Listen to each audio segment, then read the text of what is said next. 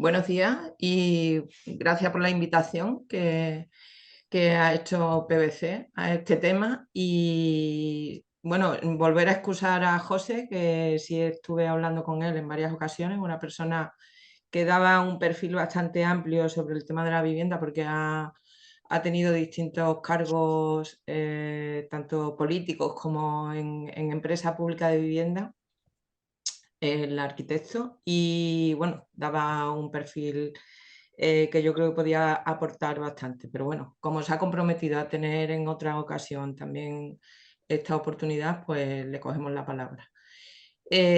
Bueno, después de la presentación de María Ángeles, yo sobre todo un poco lo que venía a plantear es un poco una reflexión sobre la situación de la vivienda, el problema, más bien que la situación, es el problema de la vivienda en concreto en España. Y bueno, reflexionar, vamos, ver un poco las causas que provocan ese problema y qué soluciones se están dando desde distintos ámbitos, ¿no? Desde la sociedad, desde la administración, desde la política, y que desde ahí podamos un poco ir profundizando y poder plantear desde qué ámbito podemos ir solucionando esta cuestión.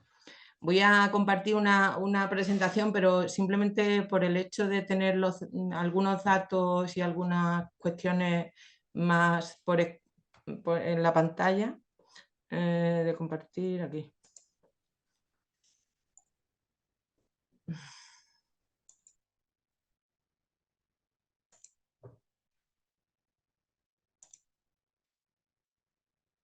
¿Se ve? Sí, ¿no? Sí. Vale.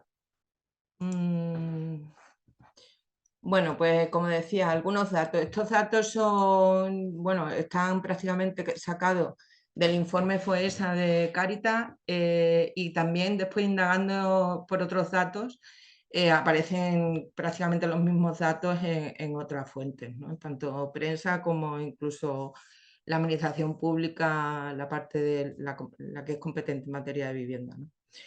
Pero sí me resultaba claro poner estos datos. Bueno, el 16,8% de las familias, que supone 3 millones de familias, quedan por debajo del umbral de la pobreza después de pagar la vivienda y los suministros básicos, ¿no? Agua y luz, que son los básicos.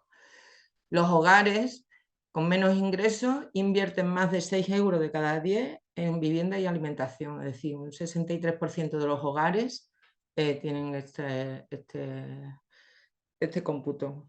El 16% de la población en alquiler destina más del 60% de sus ingresos al pago del alquiler. Bueno, yo creo que cuando estamos viendo estos datos también, considerando que de los que estamos presentes hay distintas realidades, porque no es lo mismo Madrid o una gran ciudad, o un Sevilla, o un Barcelona, un Valencia, sobre todo si nos vamos a la costa de Levante o la costa del sur, tiene características distintas este tema de los alquileres que comparar con Extremadura, ¿no? Que además al principio me decíais, uy, ¿tienes ahí Extremadura? Sí, porque yo creo que sepáis que yo hablo también desde una realidad de Extremadura que tiene unas características concretas, como puede ser otras regiones de baja densidad de población, ¿no? Luego, el número de familias que no pueden mantener sus viviendas con una temperatura adecuada aumentó en 189% respecto al 2008. Eso es lo que ahora se habla mucho de pobreza energética, que aunque el término de pobreza energética depende de para qué se usa con unos indicadores u otros, pero bueno, para mí es eso, ¿no? Es decir, que no se puede mantener la temperatura de una vivienda en condiciones de confort, que es lo que se suele usar en términos técnicos, por temas económicos, ¿no? Es decir, que tú no tienes recursos para tener una calefacción, ni siquiera un brasero, ni siquiera nada. El esfuerzo que debe hacer una familia para adquirir un techo, que no está diciendo, está escrito en literal de cómo está puesto en un extracto de ese informe de Cáritas. Lo de techo me sorprendió porque me hizo reflexionar sobre vamos, no sé si intencionadamente, no sé el fondo de cómo han hecho el análisis, pero lo de que le llame techo y no le llame vivienda es significativo porque está diciendo que es un techo, pero no se sabe si cumple todas las condiciones necesarias para ser una vivienda habitable o no habitable, ¿no? Es decir, que me sorprendió el apelativo de techo en vez de vivienda cuando ha dado el dato este. Son necesarios 7,7 años de renta bruta anual. En el 87 eran 2,9 años de renta bruta anual lo que se necesitaba para tener una vivienda. El 14,41% del Parque Nacional de Viviendas se consideran vacías. Los municipios de menos de 10.000 habitantes tienen el 45% de viviendas vacías. Bueno, es lo que ahora escuchamos mucho de la España vaciada, ¿no? Es decir, que eso es el reflejo de esto que se está hablando en cuanto a población, ¿no? que está relacionado con el tema de las viviendas. Y luego también en esos análisis que hacía Cáritas y otras instituciones, pues también formulan cómo la gente subsiste para tener un techo, y aquí sí que diría un techo claramente, para vivir, ¿no? Que es su arriendo de habitaciones, pues el 6,6% en el 2022, es decir, 1,2 millones de hogares subarriendan habitaciones, es decir, que no viven en una vivienda completa.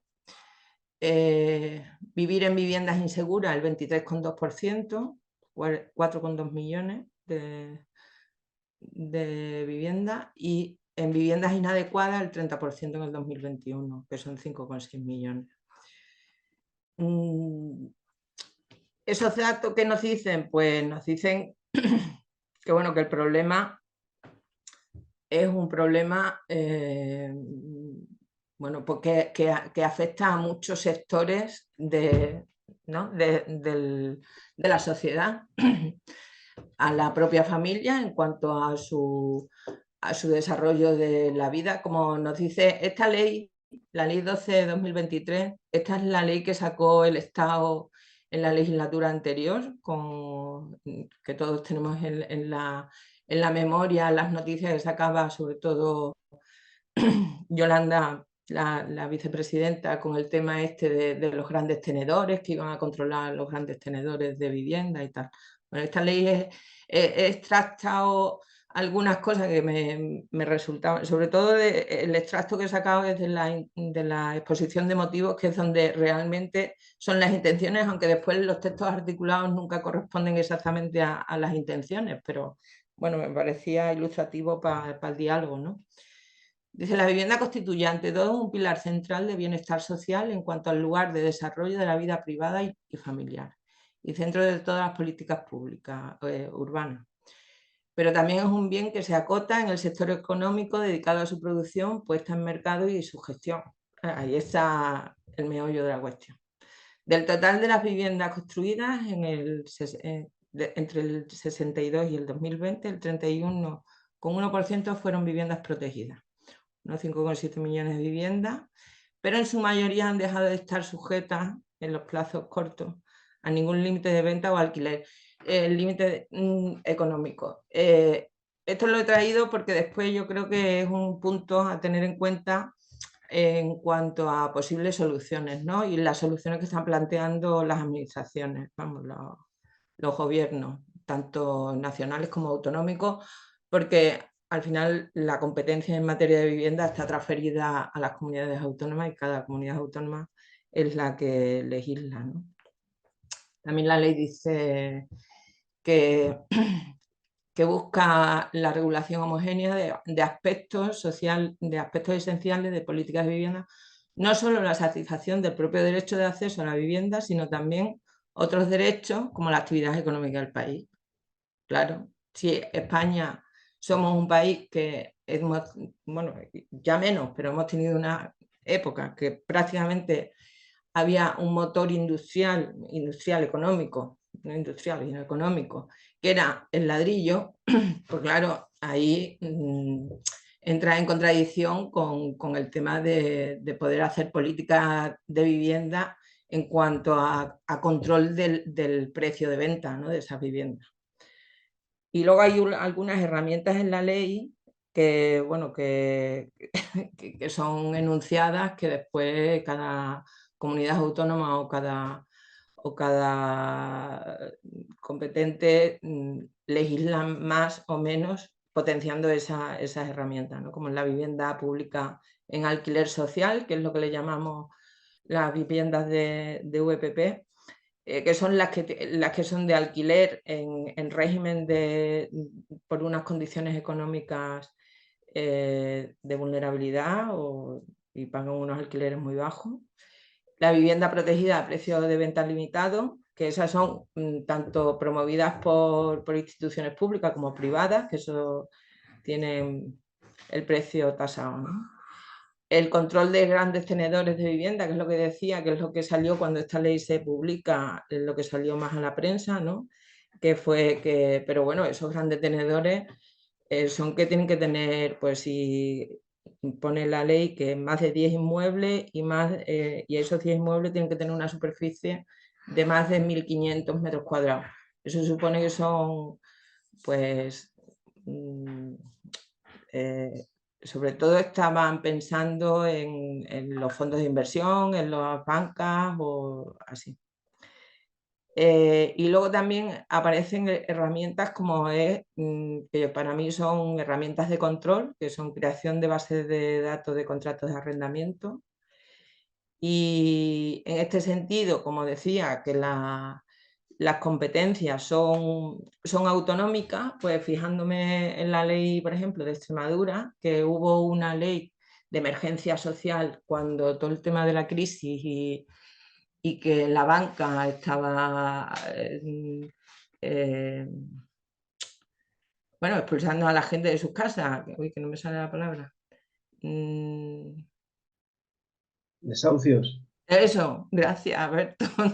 Desahuciando a la gente, pues sacaron una ley de emergencia social que sobre todo lo que estaban era controlando cómo recuperar y cómo hacer que la gente no fuera desahuciada de sus viviendas por la banca, ¿vale? En concreto. Bueno, pues ahí dice la función social de la vivienda no permite en ningún caso la especulación inmobiliaria, cosa que no se llega a hacer por parte de las legislaciones. No hay quien controle esa especulación. Además que veremos que en las soluciones, bueno, pues creo que las soluciones intervencionistas tampoco pueden ser, ¿no? Hay que crear herramientas adecuadas, es lo que yo creo que hay que hacer. Entonces, en la ley de Extremadura, pues algunas herramientas que me sorprendían, porque al final son control y control y control, que son control de viviendas deshabitadas, imponiendo un canon por tener la vivienda deshabitada, control de viviendas desocupadas, expropiación forzosa, sancionadores por no informar a la administración de que la vivienda está deshabitada, ojo, es decir, fondo económico con finanzas de los contratos de arrendamiento, los derechos de tanto y retracto de las viviendas protegidas, es decir, que la administración una vivienda protegida, cuando el propietario la va a vender, puede quedarse con ella. Bolsa de viviendas para el alquiler y reserva de suelo de viviendas protegidas, que en la ley del suelo está comprendido entre el 20 y el 40% del suelo debe ser vivienda protegida. Cosa que después muchas veces se buscan herramientas para eximir de esa protección, ¿no? Esa era como un poco la presentación, voy a dejar de compartir.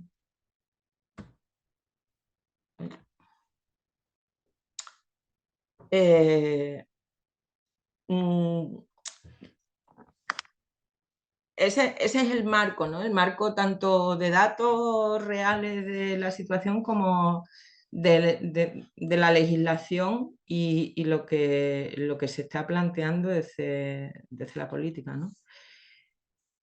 Yo después veía que había un tema de las causas del problema, ¿no? ¿Cuáles son las causas del problema? Pues yo creo que hay unas causas que son ambientales, que principalmente en el ámbito ambiental es muy fuerte el tema cultural. El tema cultural en cuanto a que la gente hoy no quiere resolver el problema de manera colaborada, llamémosle, ¿no? Colaborada o asociada. entre nosotros asociada, ¿no? Hablar, sino que el problema de la vivienda se quiere resolver siempre individualmente. Estamos en la cultura del individualismo y desde ahí es como si queremos resolver todos los problemas de nuestra vida, entre ellos el de la vivienda. Nosotros en nuestra vida profesional y desde el movimiento cultural cristiano sí hemos dialogado, pues Rafa y yo muchas veces, de esa cuestión que está entre lo idílico de juntarte y hacer una cosa, una propuesta de una vivienda o viviendas comunes, que de eso yo creo que todos conocemos algunas experiencias de distintos grados de comunidad, pero que es difícil desde los planteamientos más individualistas, no individualistas, sino desde pues el no querer apostar por ponerse de acuerdo en eso tan sensible que es el vivir con otra gente que conocemos, que podemos más o menos llevar bien. Sobre todo es decidir dónde te vas a vivir en una ciudad, ¿no? Que yo creo que también todo eso, como personas sociales, nos arraigamos a una zona de ciudad y muchas veces sí es verdad que nos cuesta trabajo decir, oye, pues me cambio por estas circunstancias o no.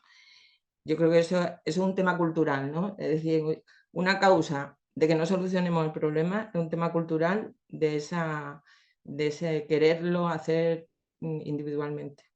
También porque al final el tema cultural nos marca unos niveles de exigencia de las viviendas que también que vengan de fuera a cuestionárnoslo o que nos pongamos de acuerdo a hacer eso, pues nos cuesta, ¿no? Exigencias de requisitos de la vivienda, ¿no? Pues si queremos más o menos una vivienda de un tipo o de otro, ¿no?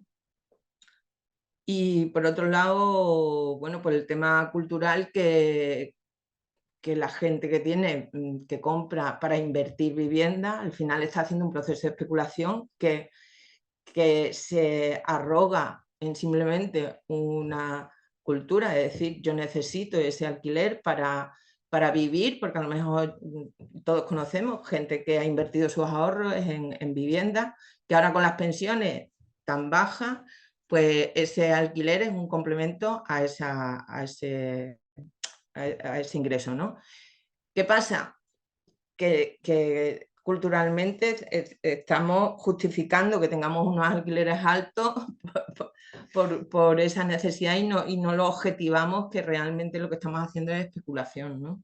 O yo, por ejemplo, nosotros lo notamos mucho cuando nuestros hijos empezaron a irse a estudiar y tuvimos que buscar pisos en alquiler de estudiantes en Sevilla, por ejemplo, que cuando nosotros estábamos en Sevilla estudiando, tú alquilabas una vivienda y alquilabas el piso entero, no te preguntaban cuánto ibas a vivir en el piso, no, ahora no, ahora depende de los que vayan a vivir, pues tienen un precio u otro. Mire usted me está alquilando una vivienda en su totalidad, da igual que viva uno, que tres, cuatro, ya veré yo cómo. Entonces, que es un tema cultural de fondo, ¿no? Es pura especulación y pura... Entonces, bueno, eso por un lado. Por otro lado, muchas veces ambientalmente tampoco queremos resolver el problema del acceso a la vivienda porque, bueno, una barrera clara es los ingresos, ¿no? Los ingresos y sobre todo a la hora de la compra de la vivienda es pues ese 20% que si tienes que entrar en una hipoteca, pues el 20% del valor de la hipoteca no te lo da el banco. ¿Qué pasa con ese 20%? Bueno, pues muchas veces volvemos a querer resolver las cosas solos, ¿no? Pues no contamos con una red de amigos, de familia que podamos resolverlo, ¿no? Es decir, que no arriesgamos y tampoco los que podamos tener esa posibilidad de ofrecerlo, tampoco queremos, vivimos en la cultura de que no queremos arriesgar, ¿no?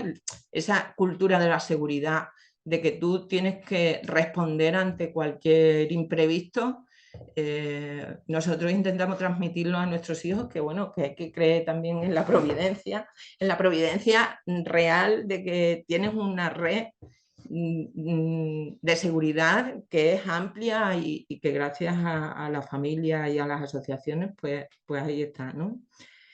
Y luego, por otro lado, existe ambientalmente, pues, unas políticas que decir que los ciudadanos estamos esperando siempre a que desde las administraciones, desde las respuestas legislativas, se dé solución, ¿no?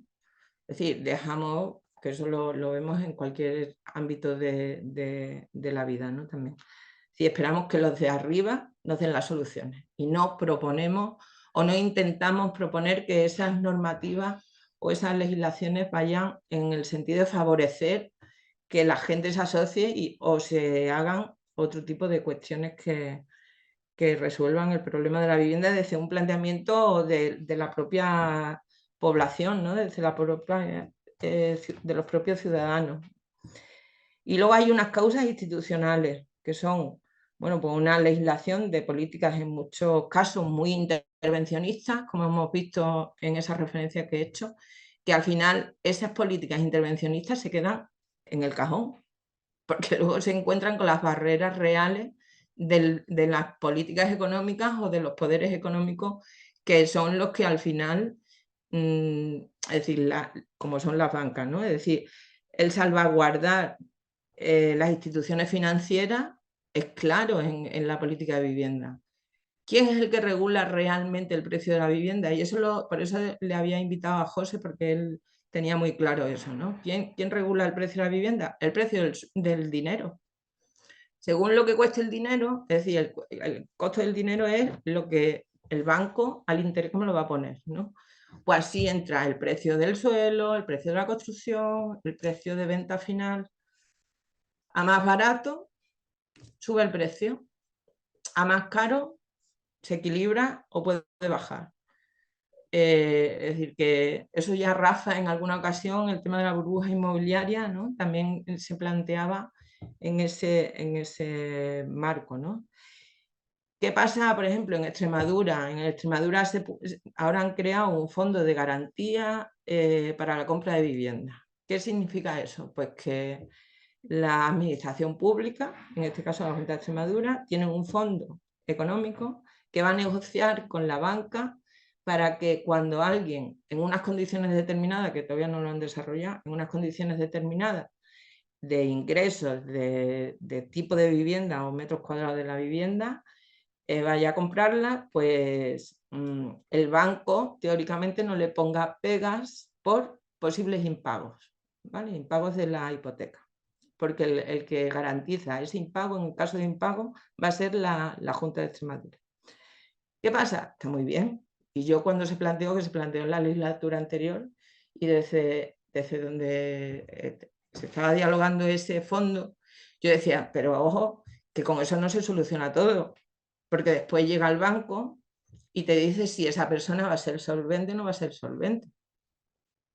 Y si no es solvente y si no tiene una nómina, y si no tiene una nómina que garantice que tiene suficiente para hacer el pago de la hipoteca, va a decir que no, por mucho que la administración se haga cargo del impago. Y luego lo segundo es lo del 20%, es decir, cómo afronta ese 20% de la diferencia entre la hipoteca y el costo de la vivienda, ¿no? Es decir, que bueno, hay herramientas que, luego, por otro lado, institucionalmente no se potencian soluciones desde los ciudadanos. Yo recuerdo Julián Gómez del Castillo, que a nosotros nos hacía mucho hincapié que estudiáramos, y es una deuda que tenemos, el tema de la experiencia que hubo con una ley de la época de Franco, que era potenciar la autoconstrucción con ayudas públicas, cosa que después yo lo he conocido en la democracia, en el Ayuntamiento de Azuaga, con el alcalde que hizo una cosa muy parecida, es decir, la gente, el ayuntamiento promovió una serie de viviendas públicas, bueno, públicas no, eran viviendas protegidas, ¿eh? Entonces eso estaba, cada uno sabía que tenía una vivienda, los destinatarios últimos y esa gente participó en la construcción, de forma que se ahorraba lo del trabajo gratuito, ¿no? ¿Cómo capitalizamos el trabajo gratuito? Y en el ejemplo que ponía María Ángeles de nuestra experiencia con Torremocha, pues fue eso al final, ¿no? El trabajo gratuito sobre una construcción. Pues, ¿qué hizo eso? Pues que a la gente le salió más económico y pudieron afrontar la compra de la vivienda. Con la ventaja de que el alcalde dijo, no, aquí todo el mundo trabaja en las viviendas sin saber cuál es su vivienda. Es decir, uno no trabajaba en su vivienda, trabajaba en cualquier vivienda. Entonces, ahí iban los fines de semana y con un encargado de una obra del ayuntamiento, pues hacían la tarea que fuera. Luego, la empresa constructora del ayuntamiento era la que seguía durante la semana. Es decir, que, bueno, la verdad es que eso fue una experiencia, además eran alcaldes en eso súper, con mucha creatividad y fue muy interesante, ¿no? Como otras maneras de hacer las cosas, ¿no? De hacer las propias instituciones. Luego, realmente la administración no ejerce el control del mercado, que es la manera que tendría para bajar los precios de las viviendas, es decir, poniendo viviendas a disposición, ya sean públicas 100% en alquiler, que es la manera que tiene, o en venta, o haciendo viviendas con ayudas cuyo precio sea tasado, ¿no? Si favorece eso, pues controla el mercado. Pero en los últimos años no se ha favorecido para nada desde la administración el que se hagan viviendas protegidas, es decir, con ayudas que tengan un precio establecido. Viviendas promovidas por empresas privadas, ¿vale? Eso no se ha potenciado, se está potenciando la rehabilitación, se está potenciando otras cuestiones. Con lo cual, el mercado bueno, pues eso, no ha habido nueva construcción a precio tasado. Por supuesto, causas institucionales, de ámbito institucional, están las condiciones laborales, que bueno, eso es todo, todos sabemos que en las condiciones laborales que hoy viven principalmente los jóvenes, pues no pueden afrontar por su eventualidad, sus pocos ingresos, que llegan a un banco o llegan lo que sea, es decir, yo a mis directores generales políticos, cuando nos hemos puesto a hablar de estas cosas, siempre ponía el ejemplo de mis hijos, es decir, que yo a una de ellas, con un contrato de 4 años, le tenga que firmar una hipoteca para la compra de un coche, tiene es decir, un coche que va a pagar dentro de los 4 años, es decir, que es un préstamo de 3 años, no es más. Bueno, pues con un salario normal, ni muy bajo ni muy alto, normal, ¿no? Bueno, pues claro, te encuentras esas barreras. Pues como la banca ahí, eso no se negocia, ¿no? Y luego, por otro lado, el control del suelo. Es decir, el control del suelo, si hacemos que se especule, es decir, hay grandes empresas que en su momento se han dedicado a comprar suelos en las periferias de las poblaciones, tanto de las ciudades medias como de las grandes ciudades. Eso, pues, están... después, cuando se expande la ciudad, pues ellos tienen ya el suelo comprado súper barato, pero que lo van a vender, ese suelo cuando lo repercutan sobre las viviendas, lo van a poner al precio del momento oportuno, con lo cual las plusvalías son bestiales, ¿no? Y bueno, eso eran como un poco las causas, que seguro que hay algunas más por ahí que se pueden enunciar, ¿no? Y que después en el diálogo se pueden poner.